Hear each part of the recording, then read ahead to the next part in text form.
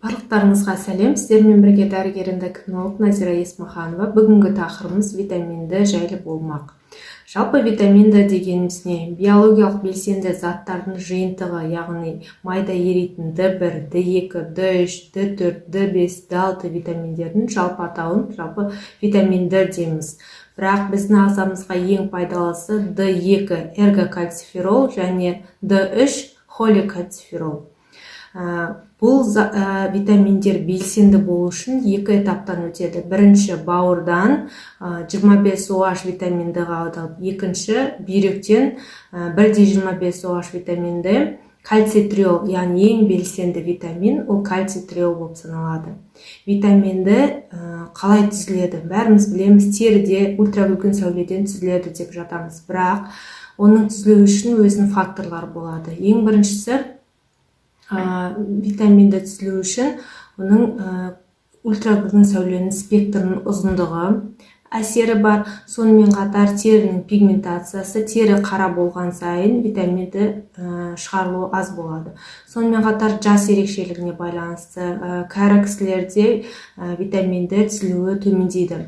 Сонымен қатар атмосфераның ластануына байланысты мегаполисте тұратын тұрғындарда өнеркәсіптің шаңдарынан, машинаның шаңдарынан ультравүлгін сәулелер өтпейді. Сондықтан витаминді жетіспеушілігі болады.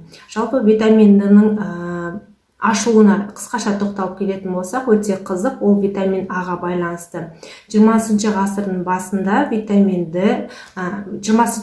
басында балық майында ретинол, яғни витамин А көп болатыны анықталған. Тәжірибе ретінде иттерге балық майын бере бастаған.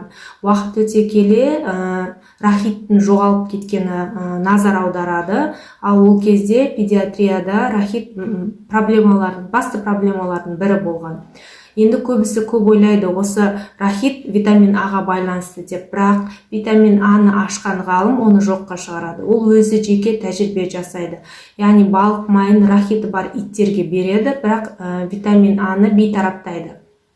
Белсендігін жойып барып, балық майын берген кезде рахиттен емделіп, яғни рахитке балық майында басқа заттың бар екенін, әсер ететінін солай анықтаған болатын. Витамин Д-ні қандай тағамдарда көп болады? Көбінесе майлы балықтарда, скумбрия, лосось, печень трески деп көбінесе майлы балықтарда болады. Сонымен қатар витамин Д мен байытылған сүт өнімдері, сары майда, жұмыртқаның сарысында көп кездеседі. Бірақ бір айта кететін жайт, бұл балық өнімдерін жеген күннің өзінде, күн сәулесін астында жүрген күннің өзінде витаминді түзілуі төмен қазіргі кезде. Енді витаминдінің біздің ағзамызға қандай әсері бар? Ең бірінші бәріміз білеміз, ол сүйек жүйесіне әсері. Аш ішектен кальцийдің сіңірілуін қамтамасыз етеді. Тағы да ол иммунды жауапқа қатысады. Иммунды жасушалар моноциттерді көбейту арқылы біздің көптеген аутоиммунды аурулардың алдын алуға көмектеседі. Сонымен қатар есте сақтау, зейін, оқуға деген қабілетті жақсартады. Сонымен қатар стрессті қарсы тұруға көмектеседі. Жүйке жүйесін қоршап тұратын қабықшаның қалпына келтіруіне септігін тигізеді. Сонымен қатар салмаққа әсері, инсулинге сезімталдықты жоғарылау отыра қант диабетінің екінші типінің семіздіктің алдын алуына алып келеді. Сонымен қатар үнемі шаршап жүретін, әлсіреп жүретін адамдарда витаминдерді тексеру керек. Себебі витаминді митохондрия жұмысына әсер етеді. Митохондрияда бізде АТФ түзіледі. АТФ деген сол энергия. Яғни витаминді сізде үнемі шаршап, шалдығып, күнделікті мысалы істеп жүрген жұмысыңызды істей алмай шаршап кететін болсаңыз, онда витаминдерді тексеру керек. Сонымен қатар тері мен шашқа, теріде күн сәулесінен теріде витаминді түзілетін болғандықтан ол белгілі, сондықтан көптеген аурулардың алдын алады. Мысалы айтатын болса, акне, псориаз деген сияқты. Және репродуктивті жүйеге әсері. Жыныс гормондарын түзілуіне реттейді. Ерлерде сперматогенез, әйелдерде фолликулалардың түзілуіне әсер етеді.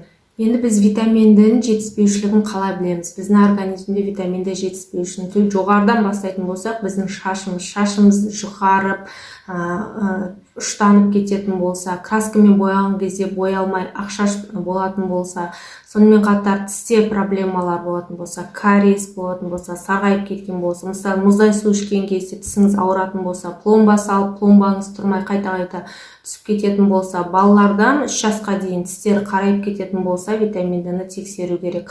Сонымен қатар ер кісілерде, үлкен кісілерде омыртқаның протрузия, грыжа болған жағдай, жасөспірімдерде сколиоз болған жағдайда, сонымен қатар теріні құрғап кеткен болса, тырнақтар сынғыш болған болатын болса, тағы да айтатын жағдай, адам көбінесе жұқпалы аурулармен көп сырқаттанатын болса, осы витамин Д-ға да байланысты. Себебі витамин Д иммунды жауаптың бүкіл барлық деңгейінде жұмыс істейді.